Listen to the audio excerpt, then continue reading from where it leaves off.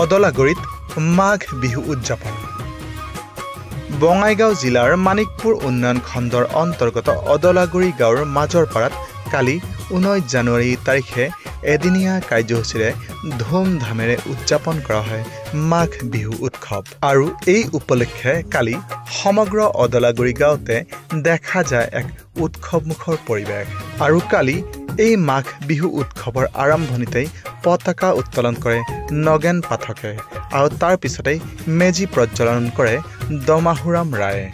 লগতে কাৰ্যসূচীত উপস্থিত বিশিষ্ট ব্যক্তিসকলক জনোৱা হয় সম্বৰ্ধনা। পতাকা উত্তোলন আৰু মেজি প্ৰজ্বলন কাৰ্যসূচীৰ পিছতেই অনুষ্ঠিত হয় আইসকলৰ নাম। আইসকলৰ নামৰ পিছতেই উপস্থিত ৰাইজৰ মাজত আয়োজন কৰা হয় ভোগালী উৎসৱৰ প্ৰীতিভোজ। আৰু এই সমূহ কাৰ্যসূচীতে সমগ্ৰ অদলাগুৰি গাঁৱৰ ৰাইজে উপস্থিত হৈ আকুণ্ঠ সমৰ্থন তথা সঁহাৰি জনোৱা দেখা যায়। লগতে পতাকা উত্তোলনকাৰী নগেন পাঠক আৰু লগতে মেজি প্ৰজ্বলন কৰা দমাহুৰাম ৰায়ে এই ভোগালী উৎসৱে সমগ্ৰ অসমবাসীলৈ সুখ সমৃদ্ধি শান্তি কঢ়িয়াই অনাৰ কামনা কৰে আৰু সমূহ গাঁওবাসীৰ লগতে অসমবাসীক ভোগালী বিহুৰ শুভেচ্ছা জ্ঞাপন কৰে।